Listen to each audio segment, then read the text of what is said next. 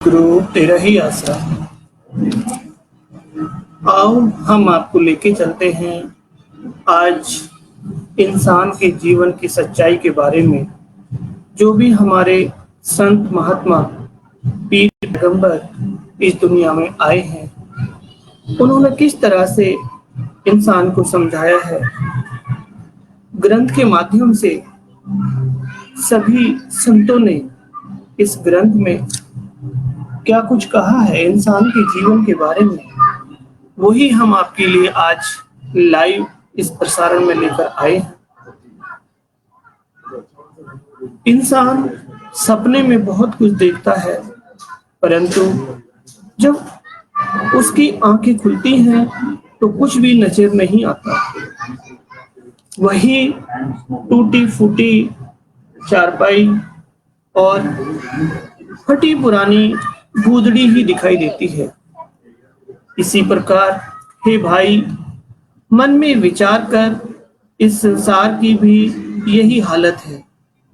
जिस प्रकार ड्रामा खेलने वाले ड्रामा खेलते हैं, उनमें से कोई बादशाह बनता है, कोई वजीर, कोई कुछ और कोई कुछ, परंतु ये सारा नमूना थोड़े समय का ही होता है। ये नहीं कि वे सचमुच ही बादशाह या वजीर होते हैं। कुछ समय के पश्चात उनको अपना रूप बदलना ही पड़ता है। सभी अपना अपना अभिनय करके चले जाते हैं। इसी प्रकार यह संसार भी एक ड्रामा है। सब जीव अमीर गरीब, बीमार तंदुरुस्त और अच्छा बुरा अपना अपना खेल खेल कर चले जाते हैं। कोई बादशाह बनकर आता है, कोई अमीर, कोई गरीब, तथा कोई पिता पुत्र स्त्री आदि बनकर आता है। इस प्रकार सभी अपना अपना समय व्यतीत करके चले जाते हैं। सदा के लिए कोई भी कायम नहीं रहता। इस संबंध में श्री गुरु नानक देव जी फरमाते हैं कि यह संसार तो सपने की बाजी बनी हुई है और अपना अपना खेल खेल रहा है। संयोग द्वारा जीव यहाँ आकर एक दूसरे से मिलते हैं तथा वियोग द्वारा एक दूसरे से बिछड़ जाते हैं। ना ही कोई माता पिता पुत्र स्त्री का संबंध है तथा ना ही इस जगत से किसी का कोई संबंध है। यहाँ किसी भी चीज का कोई एतबार नहीं है। संत महात्मा तो जीव को हर तरीके से समझाने की पूरी कोशिश करते हैं, परंतु फिर भी यह उनकी बातों को अमल में नहीं लाता, बल्कि अपने घर वालों, सगे संबंधियों, मित्रों आदि पर मान करता है कि वे तो मुझे बहुत चाहते हैं और मेरे बदले में जान देने के लिए तैयार हैं। इस पर संत महात्मा कहते हैं कि हे भोले इंसान, तू तो एक बहुत बड़ी भूल में है।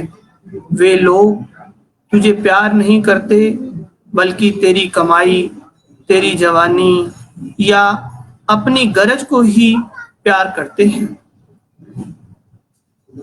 इस संबंध में एक साखी आम सुनी जाती है। एक बार किसी महात्मा और ब्राह्मण के बीच सांसारिक रिश्ते नाते पर विचार चल रहा था।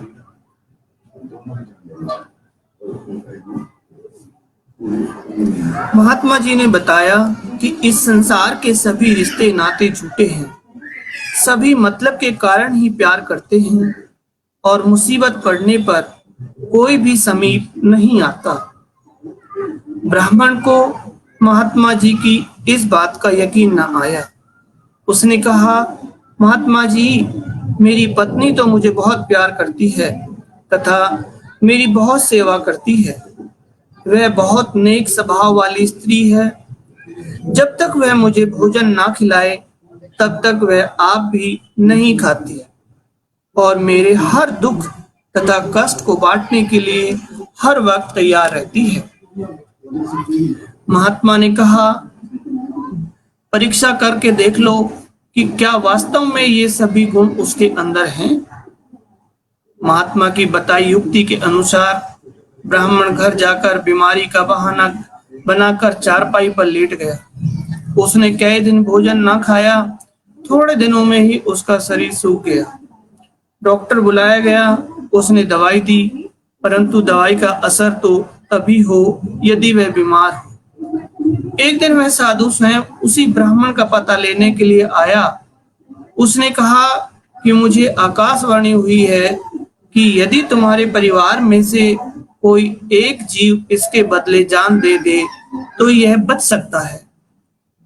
पहले उसकी माता से पूछा गया कि वह अपने लाडले पुत्र की जान बचाने के लिए अपनी जान दे दे, क्योंकि माता को अपने पुत्र से बढ़कर दुनिया में और कोई पदार्थ प्यारा नहीं लगता।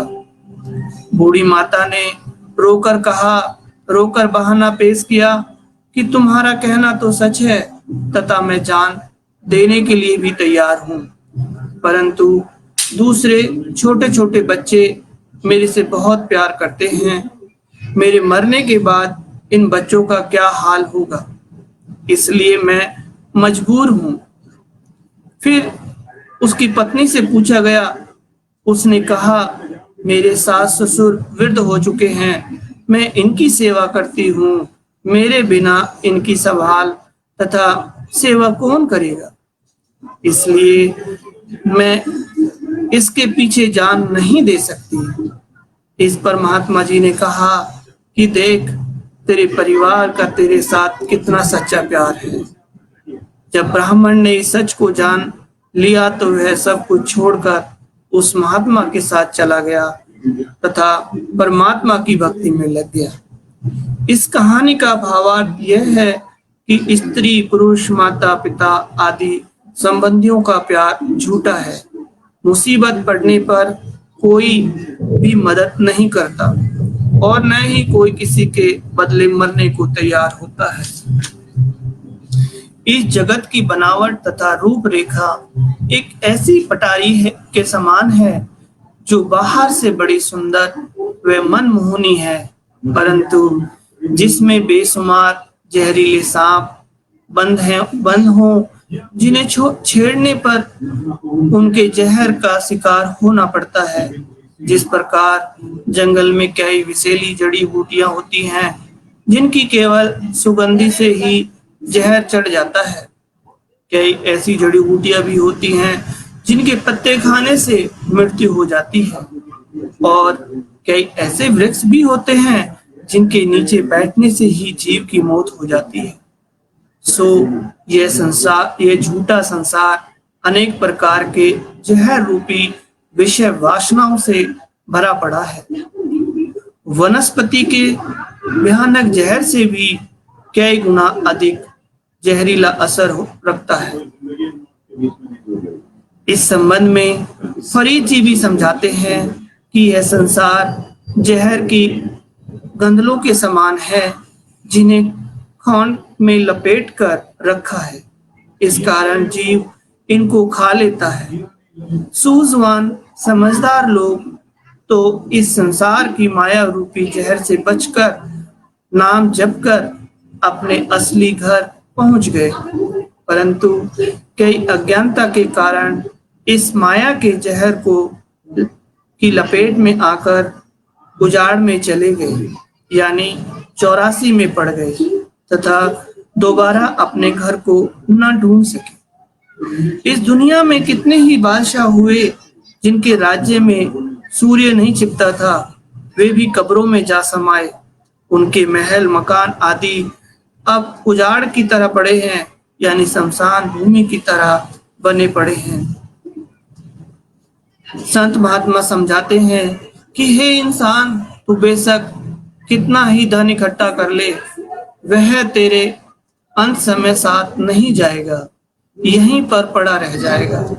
कबीर साहिब जी भी फरमाते हैं कि हे जीव, पाई पाई जोड़कर करोड़पति बन जाता है, परंतु अंत समय तो इसकी कमर में जो तागड़ी होती है, घर वाले वह भी उतार लेते हैं। इसी प्रकार और भी संत महात्मा समझाते हैं, संसार का सामान, सामग्री आदि झूठ है तथा अंत समय कोई भी वस्तु साथ नहीं जाती। यह जीव भरे हुए खजानों को छोड़कर यहाँ से खाली चला जाता है। एक बार का जिक्र है कि एक बादशाह अपने महल में सो रहा था तथा उसकी महारानी बैठी उसे पंखा कर रही थी। बादशाह गहरी नींद में एक सपन ले रहा था। क्या देखता है कि वह अपने घोड़े पर सवार होकर जंगल में शिकार खेलने गया। राजा शिकार ढूंढने के लिए घोड़े से नीचे उतर पड़ा। थोड़ी दूर ही गया था कि एक गीदड़ी ने आकर राजा को काट लिया और भाग गई। राजा जख्मी हो गया और दर्द से चिल्ला उठा। मुश्किल से वह घोड़े पर चढ़कर पास वाले नगर में पहुंचा। वहां एक पंडित वैद्य था। बादशाह पंडित जी के पास गया और पट्टी बांधने को कहा। पंडित जी ने कहा कि हम आपसे दवाई के पैसे तो नहीं लेते, परंतु गरीबों की सहायता के लिए हर मरीज से 5 पैसे इस डब्बे में डलवाते हैं। हमारा यह नियम है कि जब तक मरीज 5 पैसे इसमें ना डाल दे तब तक हम दवाई नहीं देते। राजा ने कहा, पंडित जी, इस समय मेरे पास कोई पैसा नहीं है। पंडित जी कहने लगे, हे भले पुरुष, फिर मैं दवाई देने से मजबूर हूँ, क्योंकि मेरा नियम टूटता है, इसलिए मैं 5 पैसे डलवाए बिना दवाई नहीं दे सकता। आप मेरी बात का गुस्सा ना करें। इस प्रकार जवाब मिलने पर बादशाह वापिस आ गया। गर्मी का महीना था, जंगल का रास्ता था और आसपास पानी कहीं भी नजर नहीं आता था। राजा को रास्ते में इतनी प्यास लगी कि प्यास के कारण उसका गला सूखने लगा तथा उसने ऊंची आवाज में कहा, पानी पानी, अरे नौकर, मैं तो पानी बिना प्यासा मर रहा हूं, परंतु तुम में से कोई भी नजर नहीं आता। बादशाह सपन में प्यास के मारे जोर जोर से पानी पानी पुकार रहा था। राजा की आवाज सुनकर रानी पानी लेकर आई तथा उधर नौकर शरबत, शक्वेश, रस आदि लेकर आ गए। अचानक ही राजा की आंख खुल गई। महारानी ने कहा, महाराज जी, पानी पियो। आप प्यास के कारण पानी पानी पुकार रहे थे। राजा बहुत हैरान था कि यह किस्सा क्या था। ना तो मेरे शरीर पर कोई जख्म है, ना ही यहाँ कोई गीदड़ है और ना ही वह ब्राह्मण। यह कहानी क्या बनी?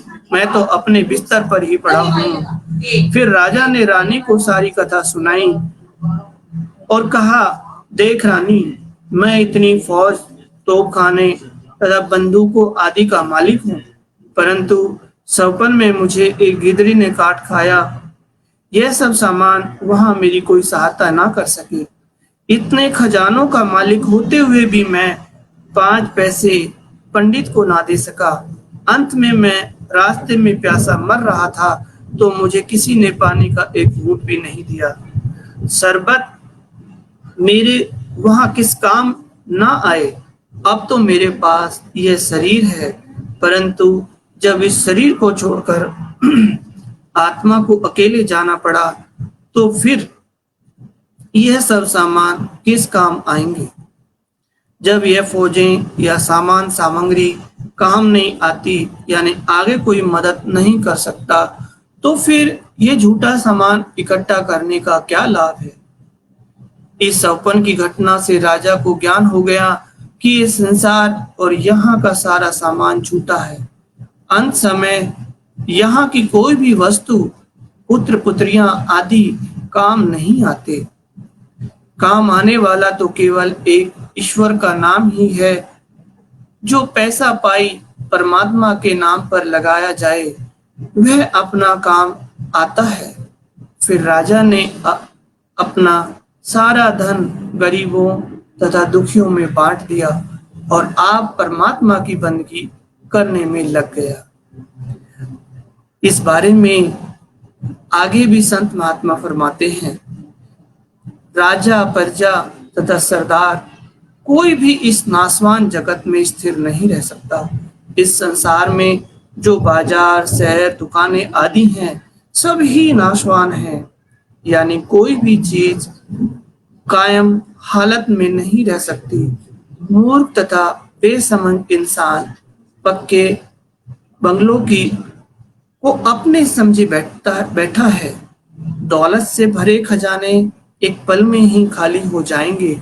घोड़े, रथ, ऊंट, हाथी, बाघ, जायदाद, घर बार, तंबू, निवारी, पलंग आदि कोई भी अपना सामान नहीं है। इंसान को यह सब कुछ एक दिन छोड़ना पड़ेगा। केवल वह एक दातार ही सच्चा है। उसकी पहचान कुदरती ही होती है। सूफी संत भी समझाते हैं कि हे इंसान, मेरी निगाह में तो यह दुनिया एक धोखा और झूठ मूठ की एक बाजी बनाई गई है। पता नहीं दुनिया वाले इसको क्या समझते हैं। यह दुनिया एक फिसलन बाजी है। यहाँ कदम कदम पर जीव का पांव फिसलाने के लिए काल ने फिसलन बना रखी है। इसलिए जीव को उस सूझबूझ के से काम लेना चाहिए। इसलिए जीव को सतगुरु से ज्ञान यानी नाम की प्राप्ति करके फिसलन से बचना चाहिए। नहीं तो इंसान ऐसे गड्ढे में जा गिरेगा जहां से दोबारा निकल नहीं सकेगा। कबीर जी भी अपनी वाणी में फरमाते हैं कि जीव अपना दीन या धर्म दुनिया के पीछे लगकर गंवा बैठता है, परंतु अंत समय साथ नहीं जाती और ना ही यहाँ की कोई वस्तु काम आती है। यह अपने हाथों अपने पांव पर कुल्हाड़ा मारता है। जीव अपना आगाज आप ही कर लेता है तथा जिस 84 से निकलकर आया था उसी में दोबारा गिरता है। समस्त ब्रेज साहिब जी भी फरमाते हैं कि लाखों बार हम यहाँ से गए तथा फिर इस जगह पर वापस आए, क्योंकि यह दुनिया आने जाने का ही कारखाना है। स्वामी जी भी फरमाते हैं कि यह संसार को एक स्वप्न मात्र समझते हुए महाभारत में लिखा है कि जब पांडवों की 13 वर्ष का वनवास हुआ तो वह पांचों भाई उजाड़ में बड़ी दूर चले गए थे। उन्हें एक जगह बड़ी प्यास लगी। कुछ दूरी पर एक तालाब था जहां युधिष्ठिर ने बारी बारी से अपने चारों भाइयों को पानी के लिए भेजा, परंतु उनमें से कोई भी वापस न आया, क्योंकि जो तालाब में से पानी लेने की कोशिश करता था वो वहां से एक आवाज आती कि पहले मेरे प्रश्नों का उत्तर दे दो, फिर पानी ले जाना, नहीं तो मर जाओगे। परंतु वे प्यास से व्याकुल हुए। उस आवाज को अनसुनी करके जब पानी पीने की कोशिश करते तो वहीं मर जाते। चारों भाइयों में से जब कोई वापस ना आया तो युधिष्ठिर खुद पानी लेने गया। अपने भाइयों को वहां मरा देखकर वह बहुत हैरान हुआ तथा घबरा गया। तो वहीं आवाज फिर आई कि हे युधिष्ठिर, तू घबरा मत, इन्होंने मेरे प्रश्नों का उत्तर दिए बिना ही पानी पी लिया था, इसलिए ये मर गए। पहले तू मेरे प्रश्नों का उत्तर दे, फिर मैं इनको भी जीवित कर दूंगा। उस समय जो यक्ष की आवाज आ रही थी, युधिष्ठिर से प्रश्न पूछे थे। उनमें से एक प्रश्न यह भी था कि संसार में सबसे आश्चर्य यानी अचंभित करने वाली बात कौन सी है। युधिष्ठिर ने इस बात का उत्तर इस प्रकार दिया कि इस संसार में हम अपनी आंखों से अपने प्यारे रिश्तेदारों तथा संसार के दूसरे प्राणियों को मरता देखते हैं और उनकी अर्थी के साथ शमशान तक जाते समय यह भी पुकारते जाते हैं कि राम नाम सत्य है, परंतु फिर भी हम सब के दिलों में जगत की सत्यता का ख्याल कायम है। हम कभी भी अपने मरने का यकीन नहीं करते तथा अपने मन में यही आशा लगाए हुए हैं कि हमने तो सदा के लिए यही रहना है। इससे बढ़कर आश्चर्य की बात और क्या हो सकती है। गुरु तेग बहादुर जी भी समझाते हैं कि इस संसार की प्रीत कच्ची है। सब अपनी अपनी गरज से बंधे हुए हैं तथा गरज के कारण ही प्यार करते हैं। जब गरज पूरी हो गई अथवा पूरी होती ना देखी या कोई दुख मुसीबत आ पड़ी तो सभी खड़े ही मुख मोड़ जाते हैं। इस बारे में मुसलमान फकीर भी समझाते हैं कि जब बड़े बड़े महलों में रहने वालों को मौत आ घिरती है तो उनको उन महलों में एक घड़ी भी रहना नहीं मिलता। इस शरीर की हालत घास की ढेरी के समान है। घास जल जाता है और मिट्टी में मिलकर मिट्टी हो जाता है। भाई, रिश्तेदार तथा कबीले वाले भी मौत के बाद कहते हैं कि शीघ्र ही इसे घर से बाहर निकालो। घर की स्त्री जो संबंध में सबसे नजदीकी होती है, वह भी इस मृत शरीर को देखकर भूत भूत कहकर पास नहीं आती। सारा संसार ही अपनी श्वासों रूपी कीमती पूंजी को विषय विकारों रूपी जुए में हार कर रोता धोता यहाँ से चला जाता है। हे भाई, हमने तो गुरु की कृपा से राम नाम जप कर पीछा छुड़ा लिया है। इस प्रकार तपस्वी अबू हाजम मकी साहब फरमाते हैं, तुम सांसारिक इच्छाओं से रहित हो जाओ।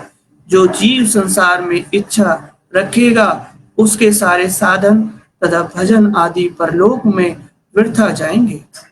उसे दरगाह में इस तरह कहेंगे कि देखो, ईश्वर ने जिन वस्तुओं को तुच्छ समझकर थोड़ा थोड़ा जहां कहां बिखेरा है, इस मूर्ख आदमी ने उन्हें गले के हार की तरह हृदय से धारण कर लिया है। इस संसार की वस्तुओं में तो कोई भी ऐसा पदार्थ नहीं जिससे जीव को कुछ आनंद मिल सके, क्योंकि इस झूठे संसार की रचना में ऐसे निर्मल आनंद कहाँ। यदि फिर भी तुम इस झूठे संसार के तुच्छ पदार्थों से लिपटे रहोगे तो यह कोई अकलमंदी नहीं है। यहाँ तो एक बतासे के बदले 1 रुपया देने के समान है। यह लालच तुम्हें परलोक के समान से दूर रखने वाला होगा। तो इसलिए हे जीव, सतगुरु की शरण में आ और उनके वचनों के अनुसार जीवन जी। वही आपके जीवन को सच्चा मार्ग दिखाएंगे। इसलिए मेरी सभी भक्तजनों से और रूहानियत की भाषा को देखने वाले सभी दर्शकों से निवेदन है कि आप ज्यादा से ज्यादा राम नाम से जुड़ें और इस पेज को ज्यादा से ज्यादा लाइक करें। जितना हो सके लोगों तक इस आवाज को पहुंचाएं कि इंसान के जीवन की सच्चाई क्या है। धन्यवाद।